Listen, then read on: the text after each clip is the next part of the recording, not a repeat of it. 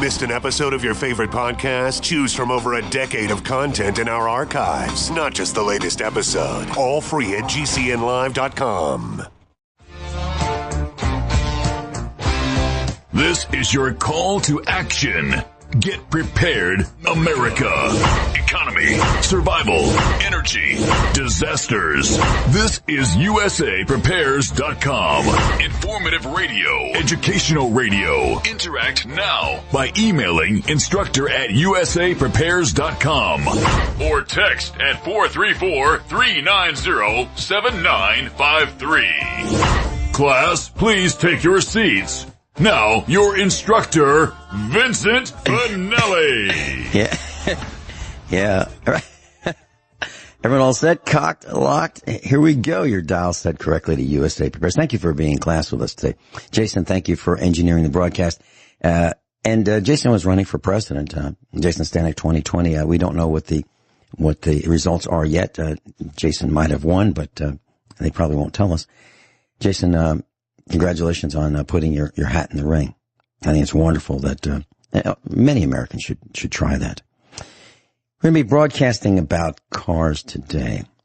We're going to be talking about tips, and I'll be sharing some tips from my unfinished, unwritten, unpublished, not available for sale book with some tips for cars. Kurt Wilson is joining us, and I know the weather in Idaho. I know it's raining, and the reason I know it's raining.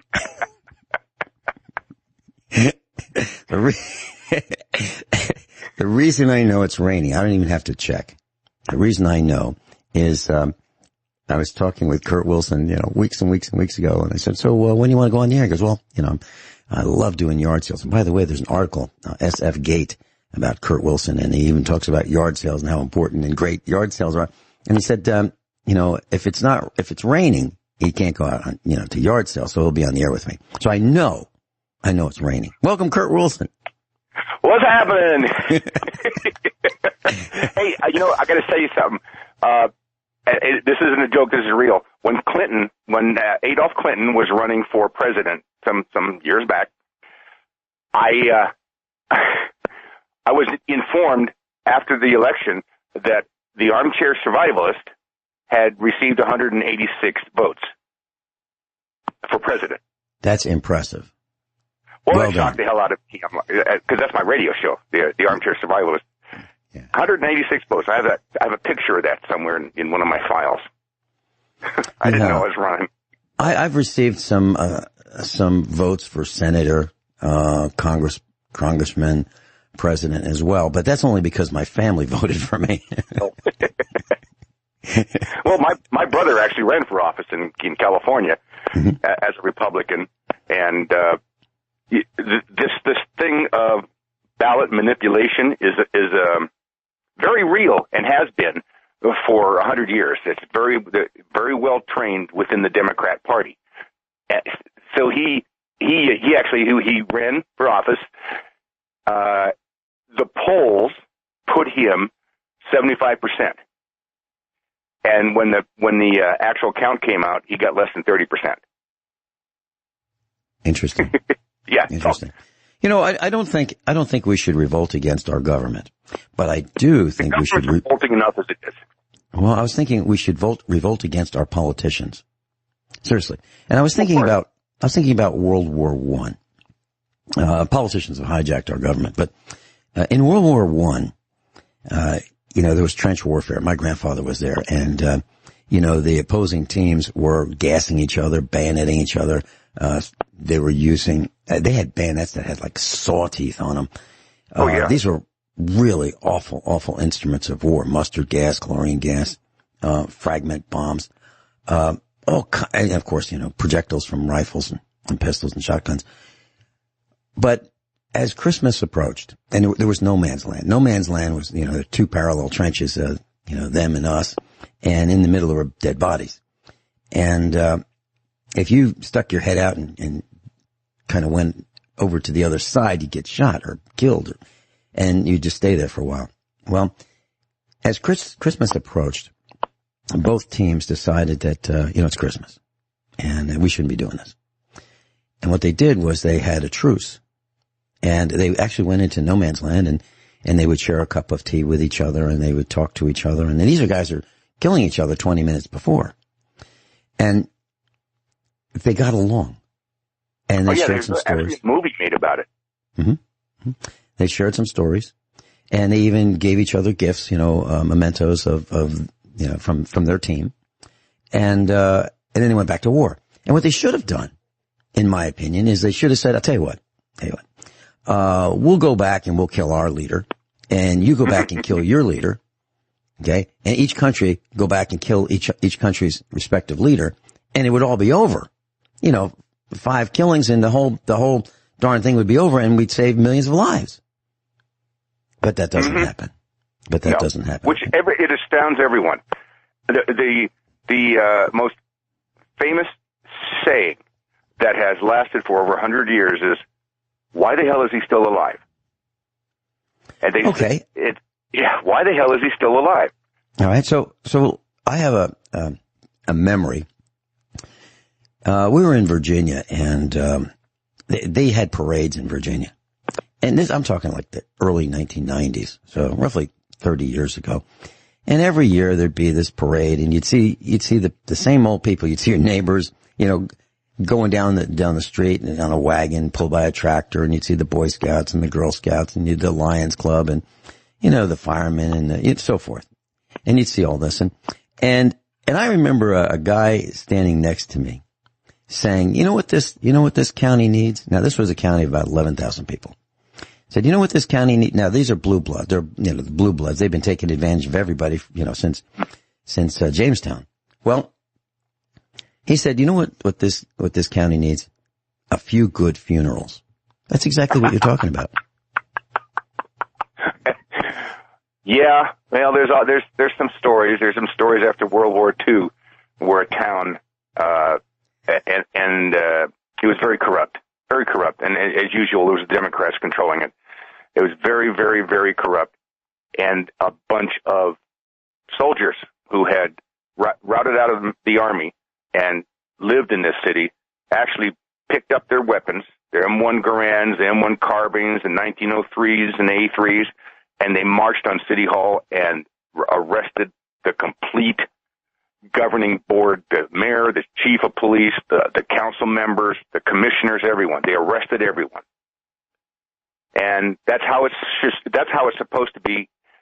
And right now we're just sitting back, you, me, and conservatives, good conservatives throughout the United States are sitting back complaining because the communists and the anarchists who are controlled and paid for by the Democrats are out destroying property, threatening the White House, closing down businesses nationwide, and we sit here going, well, gee, that's awful, Fred. Somebody ought to do something about that. Yeah. Mm-hmm. Well, the battle that you're talking about was in 1946, right after World War II. World War II was 1941, when the Japanese attacked us at Pearl Harbor, December 7th, and 4 days later, the Germans declared war on us as well. And the war lasted until 1945. In 1946, what you're talking about is what's called the Battle of Athens, Tennessee. And these were Athens, Tennessee. Or Tennessee. And these guys were true Americans, and they weren't going to take it. And I've often wondered why during the Clinton regime that some of the guys our age who were in Vietnam didn't have their Agent Orange acting up and didn't go ballistic and take back our country. I've often wondered why. And I have a feeling it's because they were suffering enormous health problems. Otherwise, they probably would have. Well, unbeknownst to most people, there were 37 attempts on Clinton's life. One of them was very well known. Somebody actually flew a single-engine plane into the side of the White House. And Clinton, during Clinton's reign, that's when bulletproof windows were installed in the White House. So there were many surprises. And I believe his chair, that leather, nice-looking high-back chair that went above his head, was a bulletproof chair. So he sat behind the Resolute desk, with his back to the window, with a chair that, could absorb the impact of rifle projectiles. Yeah, there were many tries. They don't want you to hear about them because of what I was doing at the time. I was privy to all of them. But, my viewpoint on that was, if you're going to do something, do it right. Get somebody who knows their anus from a hole in the ground and have them, this is called a zero mission. There's zero chance of survival. And that's what you need, is somebody who's willing to sign up for a zero mission. Yeah. Now, class, I want to make sure that all of you and those in the government who are listening, we are not advocating this. We are not advocating any zero missions. We're not advocating kamikaze missions. We're not advocating taking down the presidency or anybody else. However, we need smaller government. We really do. And it's out of control. And the politicians have hijacked our government for personal gain. Kurt, I've mentioned on this broadcast that what we would be witnessing is the sum of all individual stupidity plus all individual greed. And here we are. The day after the selection, we've got a record number of people voting for Jumpin' Joe, the plagiarist crime syndicate, Biden. Unbelievable. How did that happen? It's because the Democrats were caught unawares in the 2016 election. Now, you have to understand, this is not just a Republican saying, I hate Democrats. I do research. The Democrat Party is known for over 100 years, for almost 200 years, since their inception in the early 1800s, for vote manipulation, for ballot manipulation, for fraudulent voting. They were caught unawares, so Trump got in. But the machine was oiled well. And now, this is why we're doing what we're doing right now. I have seen over 35 videos people have taken on their cell phones of voter manipulation, from burying ballots for Trump to after the vote has been finished, walking into the office and setting down a stack of about 100,000 ballots that just came out of nowhere. And they're in their arrogance. The elite think that they get away with everything. They're like a little kid with chocolate all over their hands and half a cookie in a hand, and the mommy says, "Did you take that out of the cookie jar?" And the kid, "No, not me. Wasn't me." Yeah. Would you use the words treason, sedition, relating to this voter fraud that is all over this particular selection? I would use that word to every Democrat politician there is, because they're complicit with it, and the voters are nothing more than what Karl Marx said are useful idiots. Mm-hmm. Yep. Yeah. Well, Kurt, we were going to talk about cars. Yep. And we're going to talk about, it's getting cold, and we've got some tips. Now, Kurt and I guess many of you don't know this, but we're related to each other. Although we've never met, we're related by experiences. We're related by the things we like and don't like. Kurt Wilson's with Kurt. When I mentioned that we're related, actually not biologically, but through experiences, interests, pursuits, and the desire to teach others. That's how we're related, class. And whatever. Kurt wanted to talk about. That's fine. Kurt and I wanted to talk about cars and protecting your investment.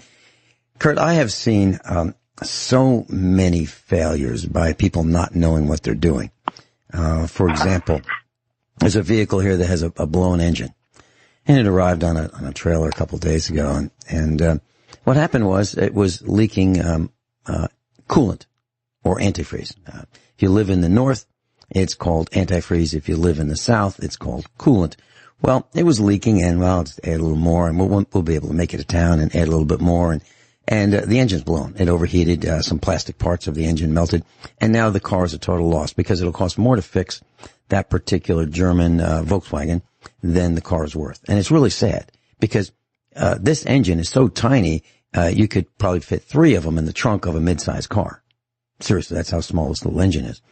But it'll cost so much to take the engine apart, mill the head, fix the valves, and put it all back together. Typically, it's a $1,500 job from most shops, and the car's worth $1,500. So that's a real problem. So a little bit of paying attention would go a long way. And what's happened? What has gone wrong? What year's the bug? I think it's a 13. Oh, so it's not a real one. No. Yeah. Okay. This is a liquid cooled. Yeah. Otherwise, it probably would have been just fine. There's no antifreeze in the old ones. But what has happened in my... I'm going to keep interrupting you, but do you do you know about the Japanese trade-out motors that are for sale throughout the United States? Tell us about it. I don't know. Okay. In Japan, you cannot own a vehicle that has more than, and I don't remember the exact number, it's like 30,000 miles on it. It's for their smog control. So what they do in Japan is once they hit about 30,000, they pull the motors and they sell them on the international market. And then they buy a brand new motor, put it in the car, and drive it for another 30,000. Serious, this is what they do. And you can pick up a motor. I picked up a motor for a Fiat that would have cost me $1,800 in parts alone to rebuild this thing. I got a motor that dropped right into it for $500, and it had like 30,000 miles on it. I can't imagine an engine being anything other than broken in at 30,000 miles. Seriously. I know. Well, this is a smog thing. I sold a $30,000 car to a Japanese investor, and I didn't know that he was going to pull the damn motor. Just before he took it, he goes, "How much do you charge me to pull motor?" I said, "What? Why would I take the motor out?" He goes, "Well, we're not allowed to import used motors into Japan." Wow. That's when I discovered, yeah. And that's when I discovered there are places around. You just have to look for them. I don't know what they're called, but they sell these motors. Anyway, so go on with what you're saying. Okay, so my thought on why a lot of these failures keep occurring is because people aren't paying attention to their vehicles. They're not paying attention to their vehicles because they have these lights that say, "Oh, change your oil." Now, you can change your oil when that light comes on, and you have your oil change, and you turn the ignition switch to the run position. You press the gas pedal 3 times on some vehicles, and that resets the oil change computer so that it knows when to tell you to change the oil again. Well, because we're not going under the hood, because we're not pulling that dipstick out, wiping it off, pushing it back in, and pulling it out and checking the oil level, we don't know the condition of the oil. We don't know the level of the oil. We don't know the condition of the belts, the idlers, the battery terminals, whether they're corroding. We don't know if the power steering fluid is right. We don't know anything because we don't look under the hood anymore. Because we don't have to, because there's an idiot light that tells us. And do the gas stations. Do you remember what gas stations used to be called? Service stations. They used to be service stations, because when you pulled in there, the guy who was in charge of doing your gas and everything would open the hood, would check your oil, would look at your coolant level, would look at your brake fluid level, he did what's known as a visual. Right. And when we come back, I'll tell you the other secrets about what you were talking about. Yeah, that's where I was going with this. We don't do that anymore. So we get surprised. Oh, fan belt just flipped off. And now the engine overheated and blew. We'll be right back. Kurt Wilson's with us, and we're talking about cars. And our common belief, Kurt's and mine, is that the service went out of service stations and they became quick stop kind of places. And no one's looking under the hood. Please continue, Kurt. Okay. So doing the visuals is vital. It really is. I don't want to go into it heavily, but because I didn't do a visual on some heavy equipment, I ended up killing my cat. Because cats in the cold areas like to climb up onto a hot engine and sleep. So you always do a visual. And here's the other thing, and this is the thing that drives me crazy. Ticking, clicking, clunking, whirring, whistling, grinding, all of the sounds that aren't normal. And this is the thing. I see this every day up here in Coeur d'Alene. Woman driving down the street and hear it. Wah, wah, wah, wah. It's so loud. Inside our store, you can hear this. And she has the, on brake pads when they wear down, you have the little piece of this metal that stick out. Yeah, the wear indicator. The wear indicator, yeah. And there were 2 sets going. That means her one whole axle brakes were about to go. And she's just calmly driving along. So you hear these sounds, never mind the damn light, but if you hear a sound as something that's not supposed to be there, then you need to find out what it is. This is vital. I've driven millions of miles. When I was a master gunsmith, we would go to gun shows and show off my work. And we'd be towing a 30-foot travel trailer and carrying about $1 million worth of guns. And I would hear a sound that's not normal. And my wife goes, what's going on? I turn the radio off, right? Turn the heater off, turn everything off while we're driving, and I'm listening. She goes, what? I go, listen for that squeak. And sure, because turning the radio up does not help that squeak go away. No, there's a reason behind it. My sister bought a brand new car, and she came down to visit me when I was doing training in Los Angeles area. It's a brand new Buick. So her and her husband and kids are coming to visit me. So, okay, they're going to be there 9 o'clock tomorrow. So come 9 o'clock, nothing. 10 o'clock, nothing. Noon, I get a phone call from her saying, can you come and pick us up and tow the car down? I go, what? Yeah, I'm 100 miles north of you. The engine just stopped. Okay, engines don't just stop in a new car. So I went up, towed her down. I did a diagnostic, a visual, opened the hood. I'm looking at everything. I open the radiator cap, and I look in there, and it's empty.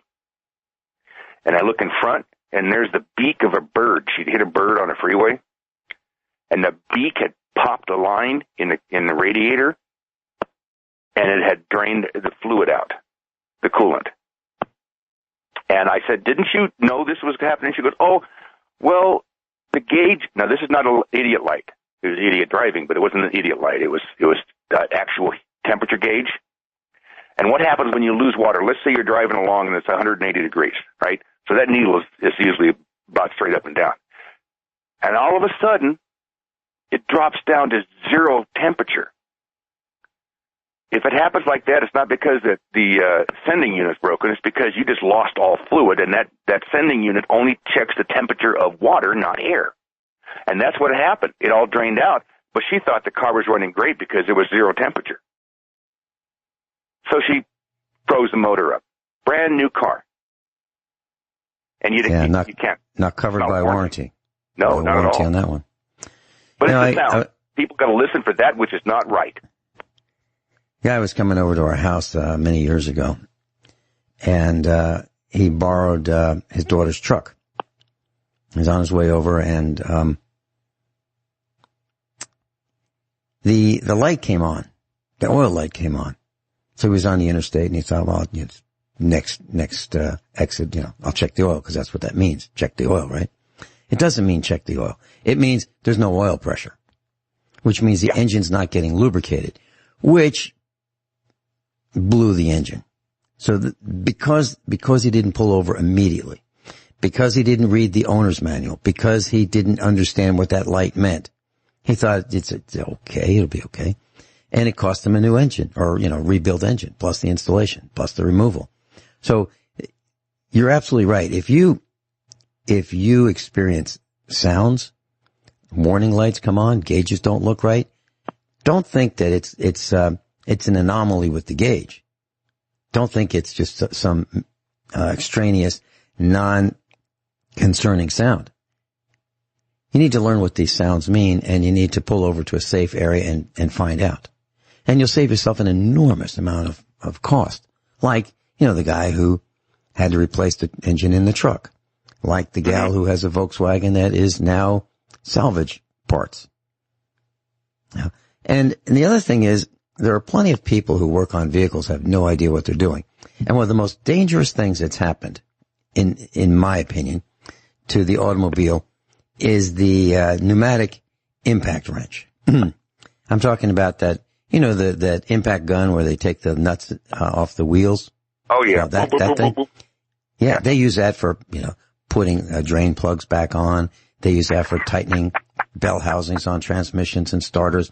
And they just strip the threads out of really hard to fix places.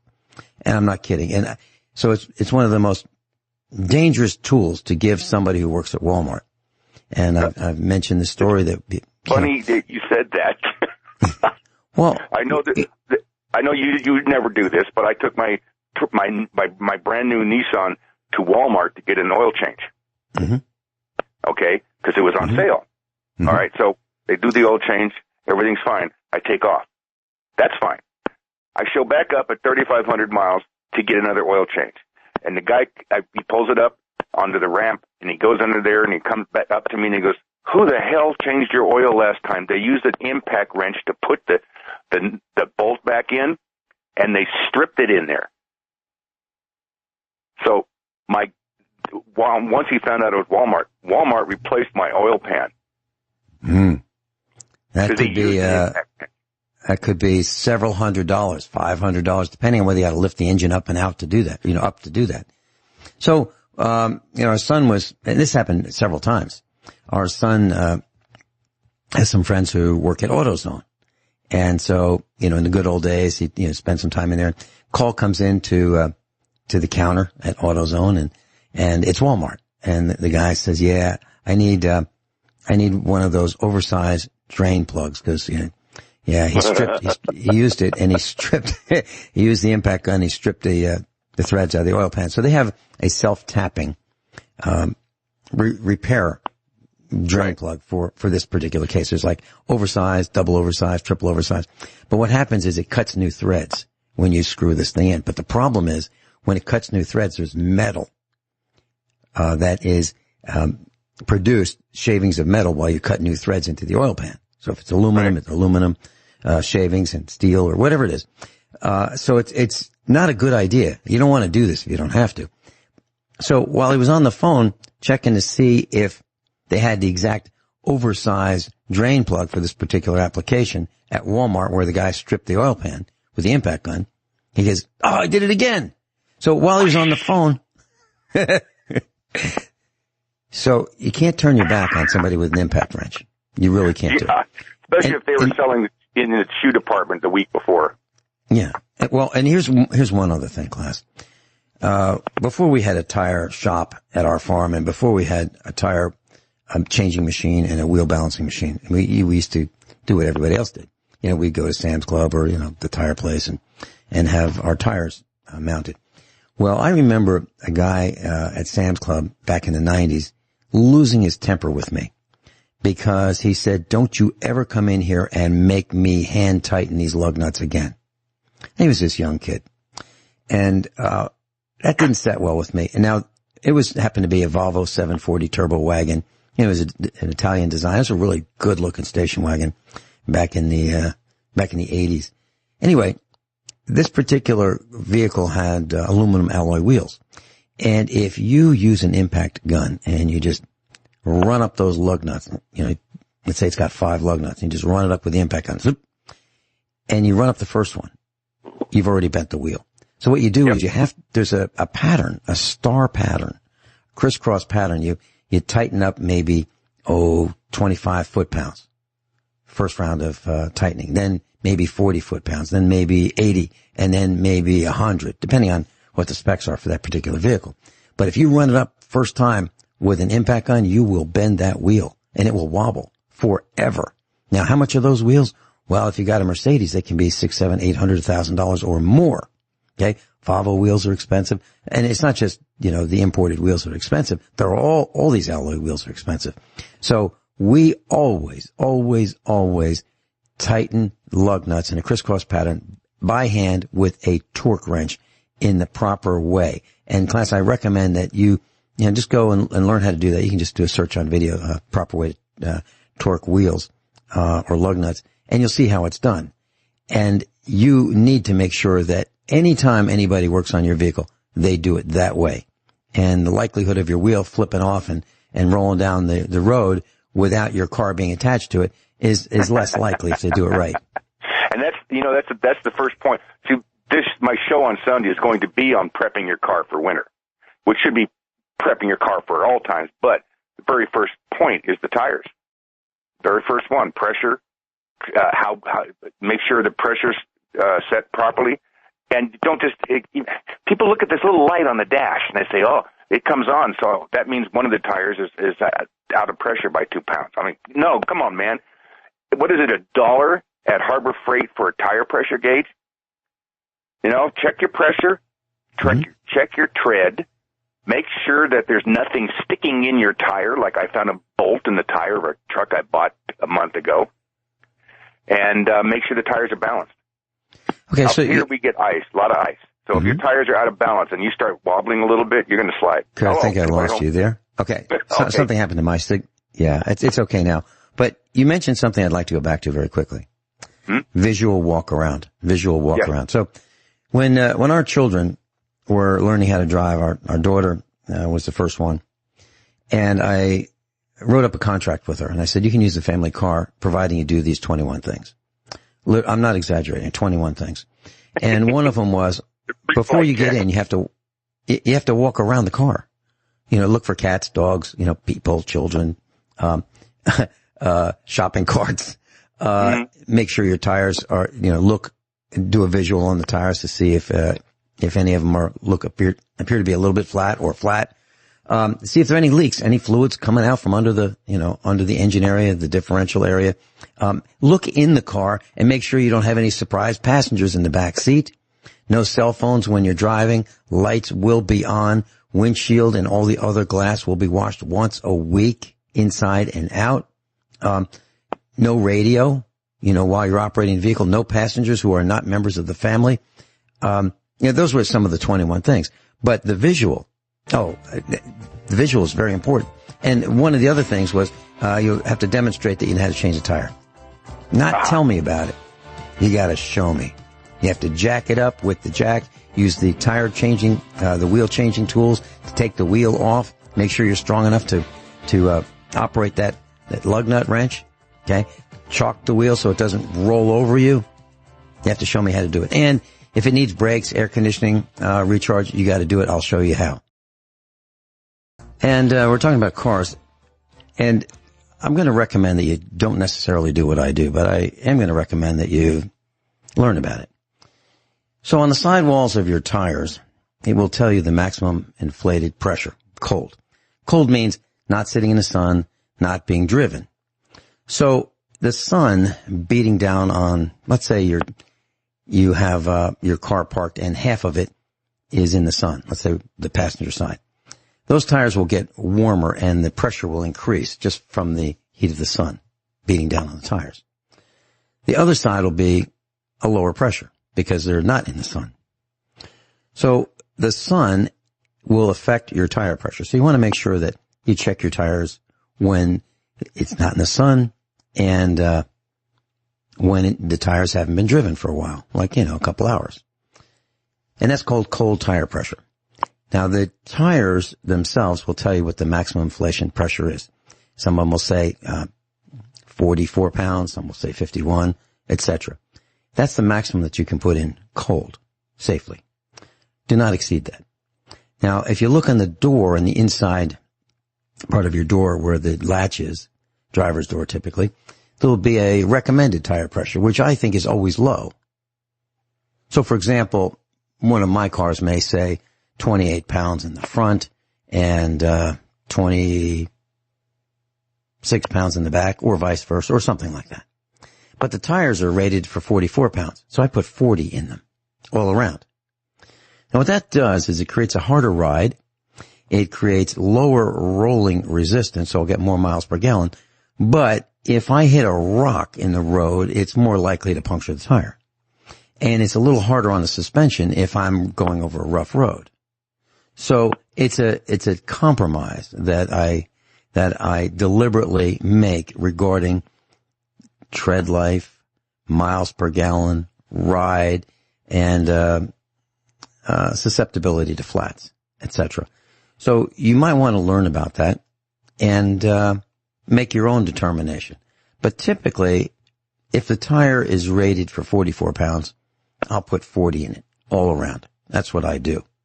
Now, there are conditions where, like, let's say if you do that, that means that the diameter of the tire is going to be larger because it's going to be more round rather than having that flat patch on the bottom be larger if you had less air in it. Well, by having more air in the tire, your tire will run cooler and be less susceptible to a blowout from overheating. Now, the roads, like in Florida and other sunny states, get really, really hot, so hot that you can't touch it. So in the heat of the day, if you were to put your palm on the road, you'd burn your hand. Well, the tires don't like it either. And that's why tires are rated with a temperature rating, like A, AA, B, C, etc. So the higher, the higher the letter, meaning AA would be the best, A would be next best, B would be, third best, and C would be like the lowest rating. That would be resistance to blowout from heat. They also have the same thing for traction, A, B, C, that kind of thing. So learn about tires before you buy them. And the last thing I think you want to do is go to Walmart and ask the tire guy what he recommends. I know. I tell people life is a participation sport. Just very simple. Most people don't grasp the concept of actually participating in their life. They'll buy a car, and then they'll open the book that says maintenance. Take the car to the dealer at 3,000 miles. That's as far as they go. They just put gas in and then drive the car to the dealer and say, take care of it for me. They don't want to learn anything. And then they wonder why their car blows up, doesn't run right, can't start, all of this crap. Mm-hmm. You have to participate in it. And that's exactly why I wrote that contract with our children. And it was one of those situations where, she has, meaning our daughter's friend, her parents bought her a car, a new car. Well, that's their parents, okay, her parents. That's not yours. And so I explained to our children that they would be driving the family car. They would not be having their own car. Now, I believe 100% of those children who got those vehicles from their parents as gifts crashed them. I believe it's 100% of them. Or didn't care so much. See, there's an old adage: you get what you pay for, is one, and the other is if you get something for free, in your mind, that's what it's worth. Nothing. Mm-hmm. So they don't. You see dents all along the car, mm-hmm. front and rear. You'll see broken glass. You'll see plastic wrap and duct tape covering a window, passenger window, because the glass isn't there. I think you're describing this Volkswagen that's on a trailer in our yard. Oh. The back window is being held in by duct tape, and the side window is really a tablecloth, a vinyl. I'm serious. I am serious. So that's why, Kurt Wilson, we taught our children how to ride a motorcycle, on the farm, dirt bikes. Well, because they would learn what traction's all about. You're on a dirt bike, and you learn how to, you brake and you skid, and you learn you learn gravel's kind of slippery. When we come back, let's get into some of these actual tips about what we need to do, including antifreeze. Class, there are at least 7 kinds of antifreeze, and they're not all compatible. And I can guarantee you that your engineer has put the wrong antifreeze in your vehicle. Kurt Wilson's with us, and he's known as the Armchair Survivalist. We're talking about cars, and we're going to tell you some things that we think you need to do. Kurt, how do we find you on the internet and listen to you on the radio? ArmchairSurvivalist.com. We've upgraded. I got to tell you this. I started my radio career internationally on GCN. 12, 13 years ago. But I've been on the radio for well over 25 years. But if you go to armchairsurvivalist.com, you scroll down and you look, and it'll tell you ways to listen. Used to be just AM, FM, but now, just like you guys, everywhere. Podcasts, satellite, shortwave, you name it. Just armchairsurvivalist.com, scroll down. I'm in Pandora, iHeartRadio, Spotify, weird things. I don't even know what the hell they are. My engineer takes care of all of that. Okay. Well, very good. ArmchairSurvivalist.com. So we're talking about cars, and I mentioned last hour that I'm pretty darn sure y'all have the wrong antifreeze. If, someone's topped off your antifreeze, someone's worked on your car, you probably have the wrong antifreeze in your car. It used to be that it was green. You could buy Prestone or Xerox or the house brand, and it was green, and it was real simple. Well, it's not the case anymore.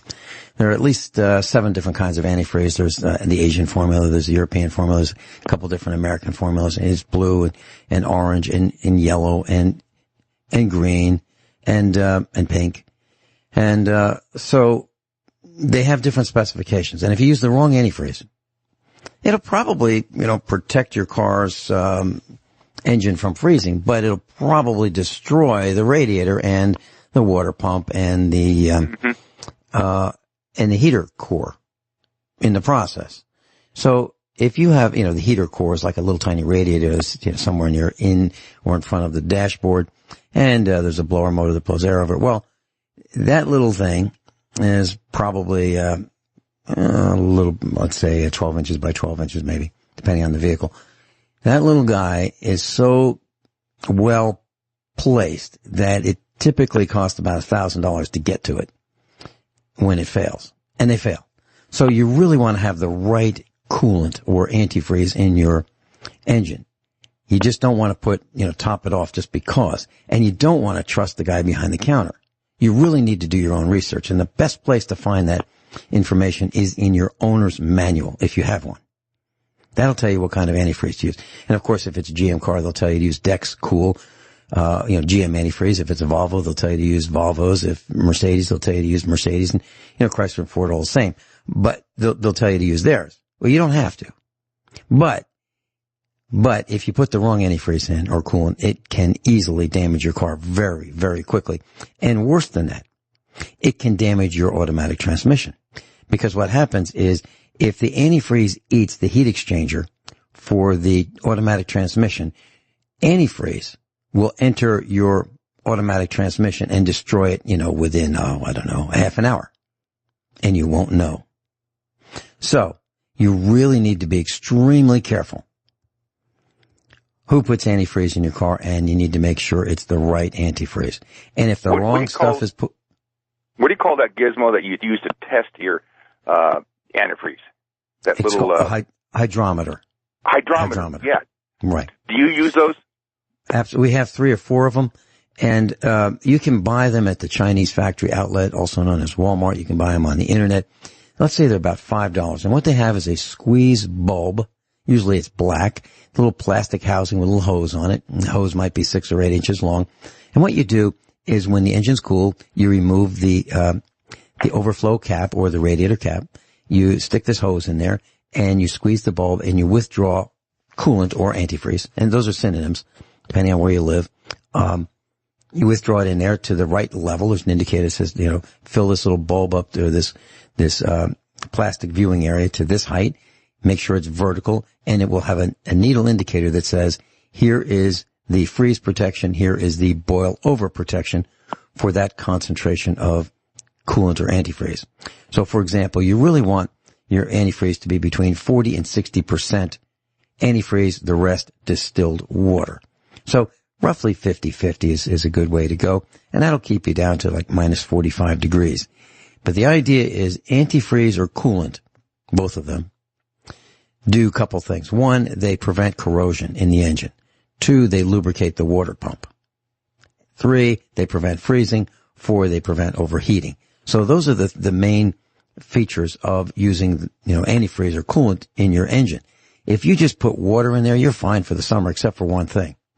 You're going to develop rust and corrosion, and it's going to destroy your water pump.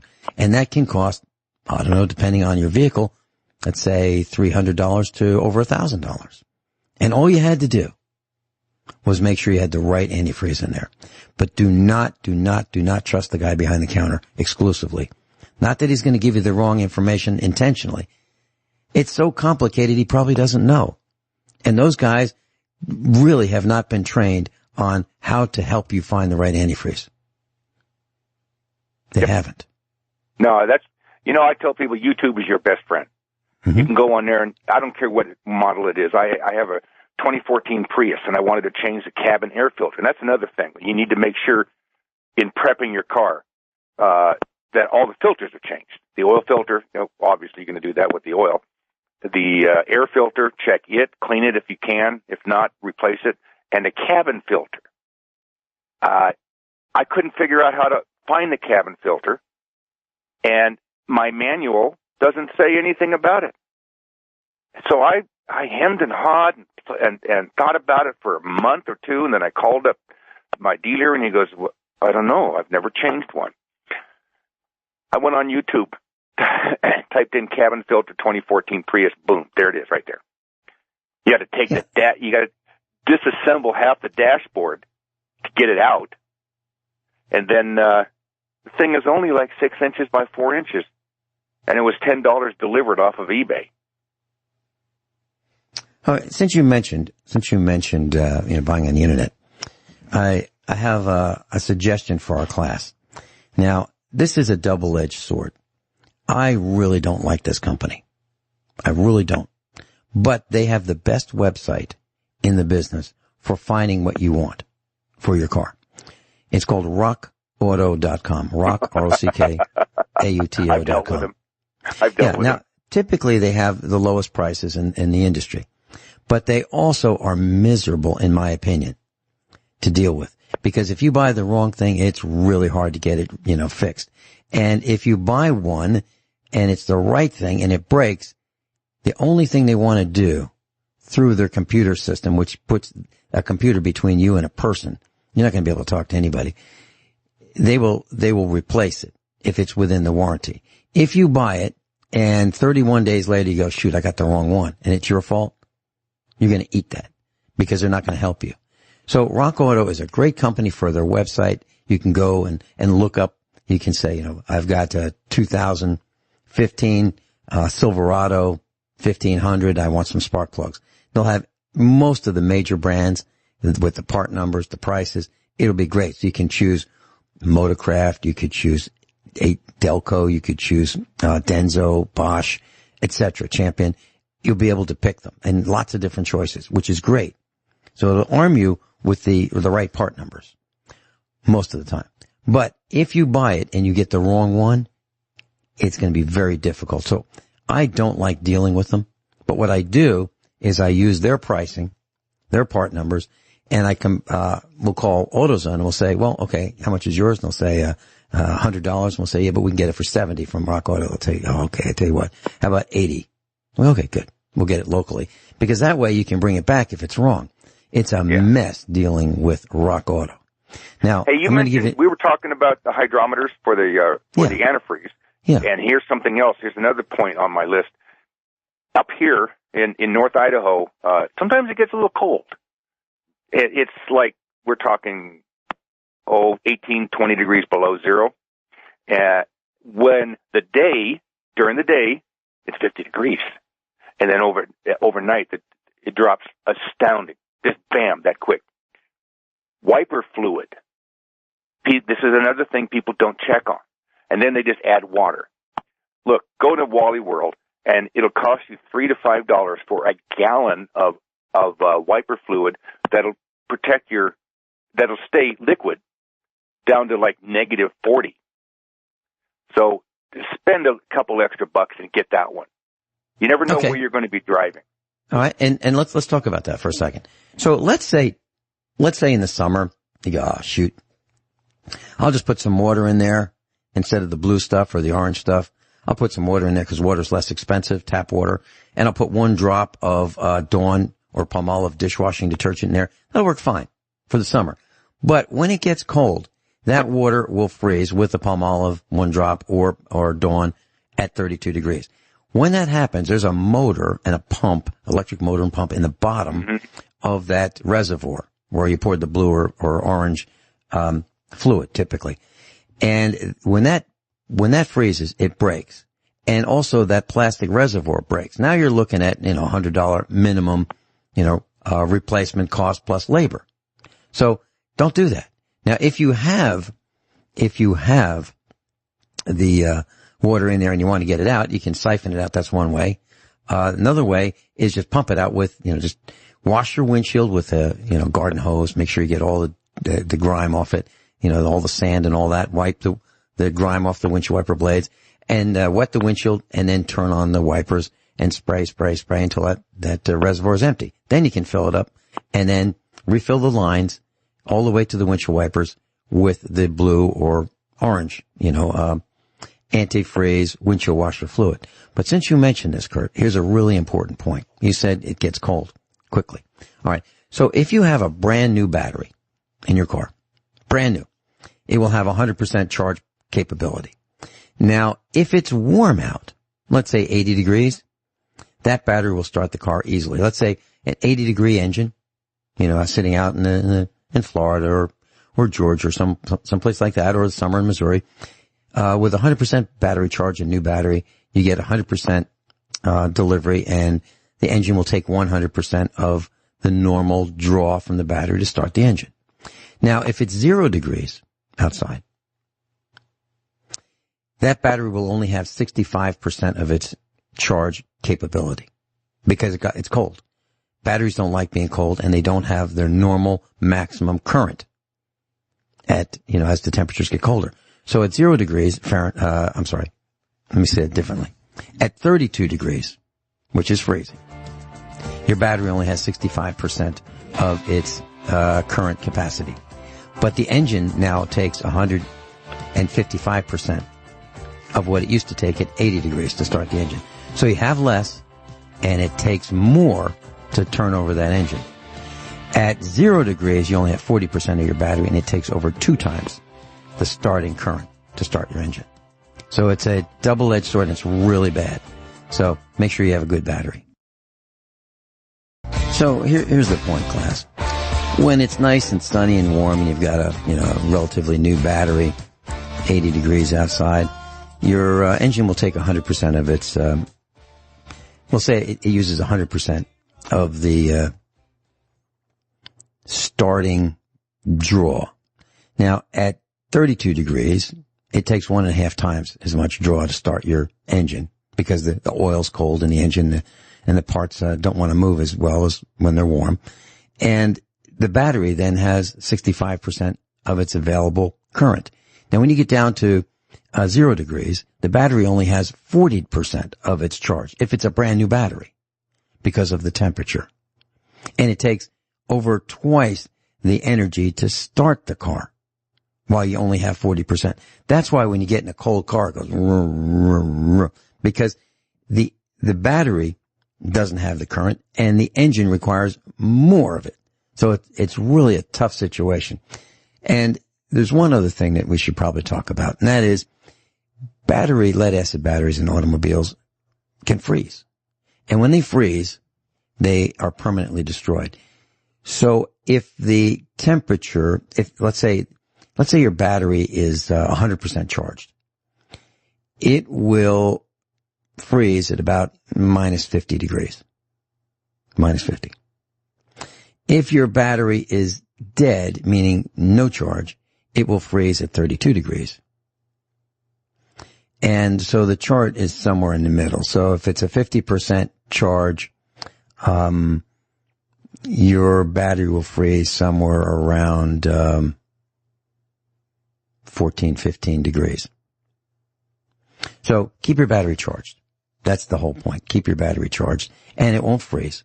And if it doesn't freeze, it won't be destroyed. And once your battery freezes, it's done. There's no fixing it. It's mechanically broken. And the way you can tell is feel the sides of the battery, the ends, not, the short sides, not the long sides. And just run your hands from top to bottom along the case. And if it's bulged out, it's been frozen and it's damaged. It's as simple as that. Kurt, back to you.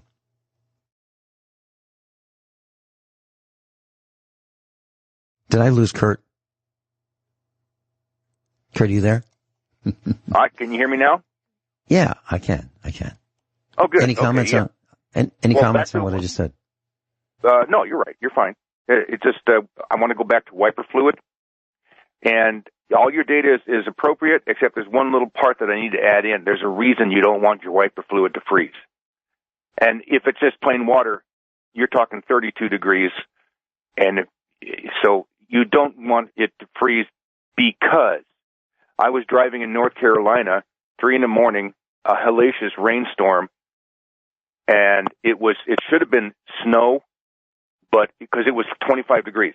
But it was, maybe it's not called rain, maybe it's sleet or something. I tried to clear my windshield, and I had my summer water in there, and it froze on the windshield.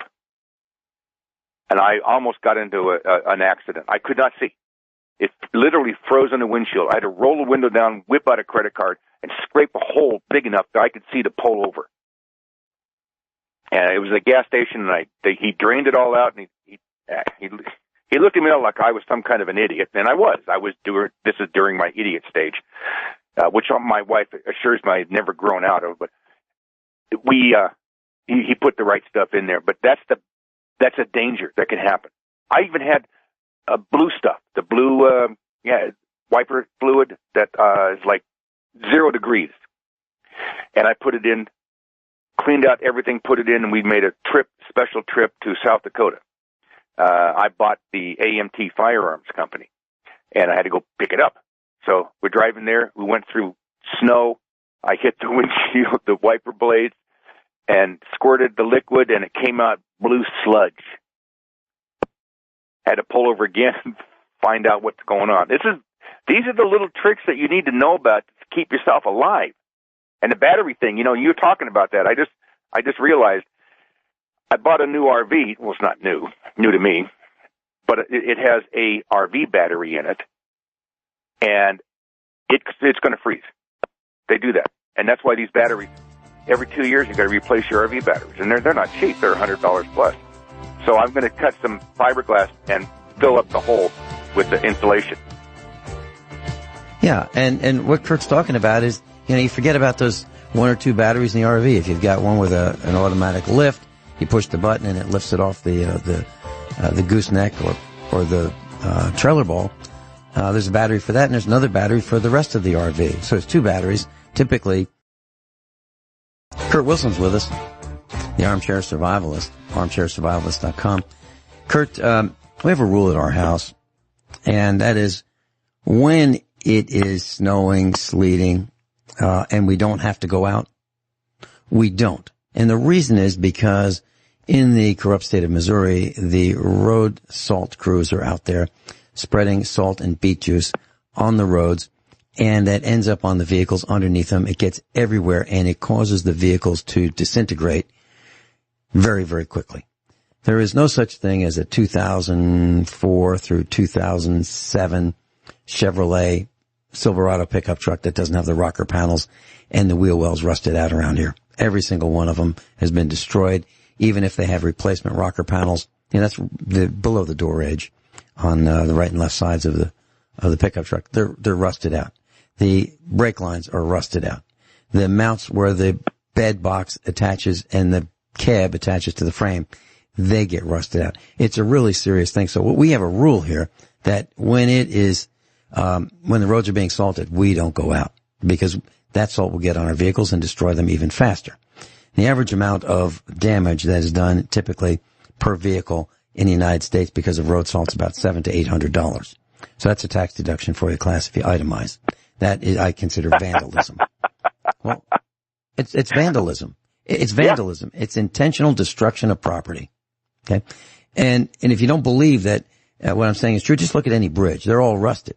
The concrete is popping off the curbs because, and you'll see the rebar, the steel reinforcing bars in there because of the road salt. So $700 to $800 a year you can take don't take my advice for it, but, I believe you can take it as a tax deduction for vandalism, intentional damage, mischief by the counties. So if you see that white powdery residue, a couple of days after the snow has melted from the salt, don't go on there, because the car in front of you is going to kick it up. It's going to go in your radiator. It's going to go in your grill. It's going to go everywhere, and it will rust your vehicle from then on because it sticks to your vehicle. it'll rust it all summer long. Dude, It really will. Yeah. Well, that's So what Grandpa made a under car wash thing with iron pipe. Mm-hmm. It had a 8-foot long iron pipe. It looked like a T, and the T part had basically it was holes in it.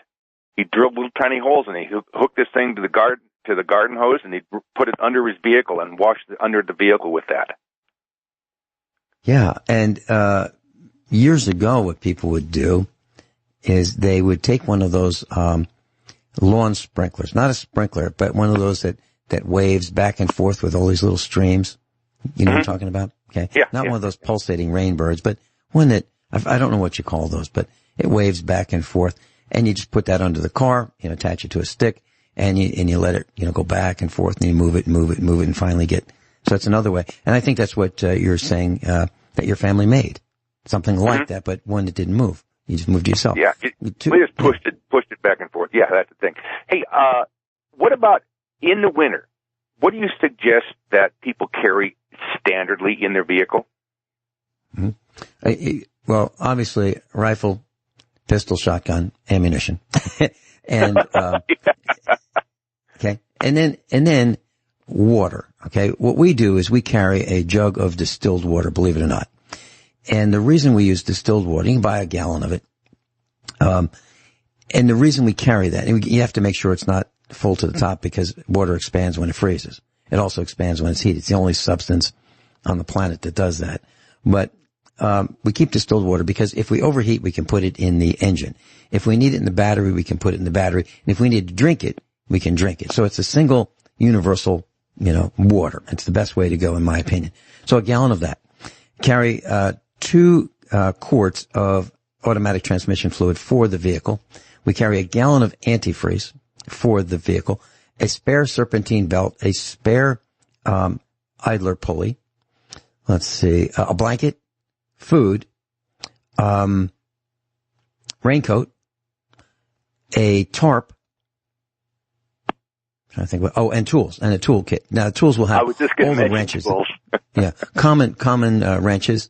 Metric and SAE, even if it's a European car, and pry bar, and a socket set, and extensions, and pliers, needle nose, electrical tape, spare bulbs. I think brake fluid. This is at all times, or this is all at all times? Okay, all times. As a matter, all of our vehicles have that, and the trucks, of which we have several trucks, they all have one of those. It's called a crossover toolbox. Now, crossover means not like a car, but it goes from right behind the rear window, and it has one single hatch that you lift up, and inside there is in the truck even a jack. Some of our booster cables, those are in all the vehicles. Chains, tow strap. You can go to the Chinese factory tool outlet, which would be Harbor Freight. And for about $10, they have a 16 or so 20-foot yellow with forged hooks tow strap. And we have one of those in each vehicle. So if somebody gets stuck, you can pull them out of wherever they are and get them to, a safer place. That kind of thing. Tire pressure gauge. Some of our vehicles have, like the ones with the toolboxes, have a small compressor. And also, because it's a 120 volt compressor, I'm talking about one of these, cheesy, Campbell Housefield, pick it up with one hand compressors, and a hose, tire pressure gauge, and an inverter that will support the compressor. So we're pretty well prepared for, most emergencies. Mm-hmm. What are we missing? Well, what you got to think of is winter. And this is the other part. In the winter, there are a few extra things you're going to be carrying, such as a shovel. So you get yourself a shovel and a carpet piece, a 3x3 carpet piece, because if you got to do anything to that vehicle in the snow, you would like something to kneel on that's not going to soak you wet and freeze you. And then you get a mixture of kitty litter and ice melt. And we have these gallon jugs. We sell at Survival Enterprises, my store. We sell this extremely concentrated soap powdered soap, and it comes in a 1-gallon container. And when we use that up, we fill it with 50/50 kitty litter and ice milk. And if you ever get stuck, you take your shovel, clear your pathway on front and rear of your drive wheels, whichever they are, and then you sprinkle a handful of this mixture, kitty litter and ice milk. And give it about 3 or 4 minutes, and you should be able to drive out. So we have different things up here. Now, it gets cold where you are, too. I know that. But people every year, because this is the great Northwest here, right? Coeur d'Alene, up in Sandpoint, up in the mountains, gorgeous lakes. People decide to take a drive. One of the things that's happening here is so many flatlanders are moving in, it's utterly destroying the area. And by flatlanders, I mean the damn Californians. So they're moving in up here, and they don't know anything, but they love the area and how pretty it is. So they decide in the middle of a snowstorm to take a drive somewhere. And we'll read about them in about a week in the newspaper when couple with baby are found, man loses all toes to frostbite, and they're both Army Rangers, or an old couple that freeze to death because they took a side road which they thought was a shortcut, and they had no spare clothing in their vehicle. They had no flares, they had no food, they had no water, they had nothing. So I tell people always carry what you need in case of you get stuck. Oh, I'll never get stuck. Yeah, really? Throw a set of chains in your vehicle. Even cable chains, the cheap ones that go on easy. They'll at least get you out of somewhere. And then have some flares. CB radio. If you don't have a permanent mount one, they have the ones that you can buy. I got one right here that you can buy that are handheld. CB radio. You're not going to go very far with it, but at least you're going to get some. You can try, right? And then a tow chain like you have. But I tell them to carry a come along. You know what I'm talking about? Yeah, I didn't get through the list. Yeah, we've got one of those in each truck as well. Yes, come along class is a ratcheting. It's like a cable with a handle and a lever, and you just ratchet and it pulls and pulls and pulls. So if you're stuck in one vehicle's not, you can pull out another vehicle with a come along. If you oh yeah, if you can reach it. We were up camping one year, and it had a flash flood pretty much. It rained so hard, and we were driving around. My buddy's old, he had a 47 Chevy pickup. We dropped a 283 in it, and we were driving around up there, and here's this 40-foot motorhome sunk in the mud up to its walls. I mean, half the wheels are sunk in the mud. And this guy's sitting outside in an easy chair with a case of Budweiser sitting next to him, and we come up to him, and he goes, "Do you guys want a beer? I'm just going to sit here until I run out of beer, and then I guess shoot myself." So we had to come along, hooked it up to a tree, pulled him out sideways, and it worked. Yeah, so they're you're great. right. You're right. And so, but these things cost money. You don't have to buy them new. But, if you go to yard sales, when it's not raining, and you can get some of these things inexpensively. And of course, a spare tire is kind of nice. A rechargeable flashlight's nice. A map. I'm talking about a piece of paper with, ink on it, map. That's kind of nice. And the kitty litter, Kurt, you're talking about using that for traction as well. I mean, that's a big component for kitty litter. And it also is a substance that kind of stays put. So you don't want, some people put concrete blocks in their trunk. I think that's kind of dangerous because if you're in an accident, those 70-pound blocks, 60-pound blocks, 50-pound blocks can kill you. So I never put anything in a vehicle that will become a projectile and kill me. The carpet is a great idea. A rechargeable flashlight. Now, one of the things that we recommended over the years is Harbor Freight sells these, and I don't particularly like Harbor Freight because they're Chinese tools. Some of them are absolute junk, but some of them are okay. One of them that's okay is they have a 25-inch breaker bar. Now, this is a half-inch drive, kind of like a ratchet, but it doesn't ratchet. And we keep them right to the left of the driver's seat with a socket that fits the lug nuts of the vehicle that we're driving. So they're in each vehicle to the left. Now, you don't know if you need to tune things up, and sometimes you need to tune things up without a pistol. So, so this breaker bar is 25 inches long. It's steel, and you can do a tune-up with one of these things. So, and And it's not something you can be in trouble with because it's for changing a tire. Okay? Mm-hmm. Or tightening your lug nuts down because they keep getting loose, damn it. Right. That's the excuse I used. Right. And you know, sometimes we haven't been able to find it, but we have this, maul handle. And it broke off at, you know, I'm talking about a wood maul. It's like a big sledgehammer. And it broke off right where the handle meets the iron. And we've been trying to find one to replace it, but we can't. So we just keep it in the car. Because we're looking for one. It's not like it's a baseball bat, but it's really darn close. And so we're always looking for, and when we find one, we'll probably buy it. But until then, we'll just ride around with this, you know, maul handle. We'll be right back with Kurt Wilson. Kurt Wilson's with us, the Armchair Survivalist, armchairsurvivalist.com. And we've been talking about winter driving tips. And one of the things that seems to happen to me is no matter what lane I'm in, some guy with a trailer flies around me, rocks or stones or debris kick up, and I get chips in the windshield. And I hate it. And it just happens so suddenly, they're careless, and they're gone. So, what do you do about that? Kurt, have you ever repaired any of your own windshield chips? No. Never have. Okay. All right, let me share how you do this. It's real simple. You can buy on the Chinese, well, you can go to eBay, and you can buy a windshield repairing kit.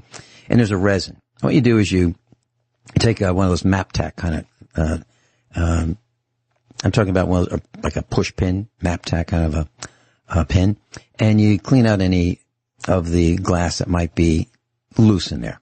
And I'm talking about, this thing's got to be smaller than a quarter. Actually smaller than a dime is perfect. And what you do is you just fill this with resin. It's like the consistency of water. You park the vehicle in the sun, and you make sure your windshield's clean, no moisture in it, no water. No, you got to do it after it's been in the sun for a while and all the moisture has been driven off by the sun. Put a couple drops or a drop of this resin in there. You put a clear lens, which allows the ultraviolet to cure the resin. And 20 minutes later, you take a razor blade, single-edged razor blade that comes with this kit, and you scrape off any resin. And now you can still see where it was. But what you've done is you've filled the hole so that moisture won't get in there and expand and freeze and shatter the windshield or crack the windshield. So I do it all the time, and I probably have 15 or 20 of these little pits in my truck windshields, and so that's something that we do. And class, you can do it very easily. And just go and look on eBay, and I think you'll be pleased. And typically it costs $75 to have that done. It'll take you just a few minutes. Don't breathe that stuff. Wear latex gloves when you do it. Do it outside. The fumes are awful. So. Good idea. I never did it, but if I get a chip, I'm going to go get one of those kits and just have it here. Well, get it before. Get it before. That's what I mean. That's what I mean. You had it before. They're $3. Headlights. Yeah. Headlights. A quick tip. I'm coming back from Port Hill. This is right at the Canadian border, and it's snowing so hard I can barely see. I mean, literally, I can't even see the end of my hood. So I tell my wife, I said, I got to stop. And this is about 10 at night. I got to stop. I don't know what I'm doing.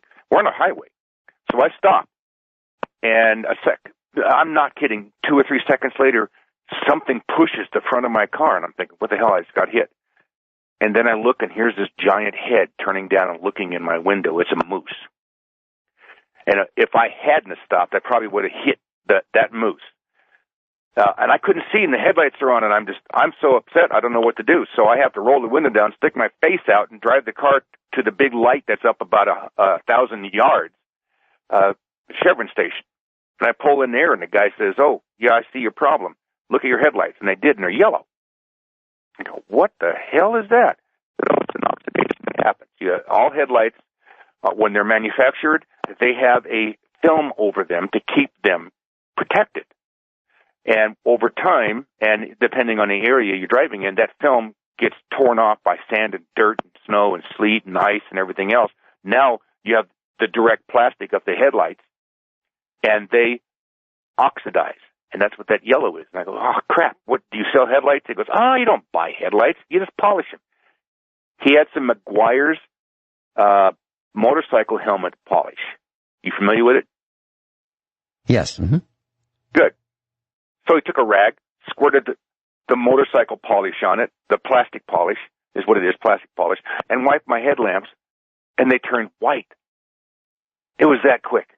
So he did both sides, and I gave him $5, and we're on our way. And all of a sudden, I can see. And I see this all the time. In fact, there's all these kits you can buy out there that $30, $40 kits. Mm-hmm. People charge $50 a headlight to do this up here. Well, you can do it with toothpaste. I've been told that. You can polish it with toothpaste. You can polish it with probably baking soda, because that's quite abrasive. I would not use salt because that's caustic, cause rust. And what I do, if I want to do it really quickly, I will use ATF, automatic transmission fluid. I'll squirt some on the headlight, and I'll wipe it so it sets there for a few minutes, and it will clean a lot of the residue up, but it's only temporary. And, it'll come back in a couple of weeks. But it's amazing how well it works very, very quickly. And it's real easy. Not too much elbow grease involved in doing that. But the problem is, what you talked about was that film, that protective film. So I haven't done this, but I bought it. Krylon's acrylic clear spray paint. And what I want to do is clean the lenses and then spray them with that clear acrylic paint as the protective surface for my new and improved, more clear lenses. Let me know if that works. Yeah, I will. The other thing you can do is you can buy new lenses, and typically, you're $60, $70, $80 for two.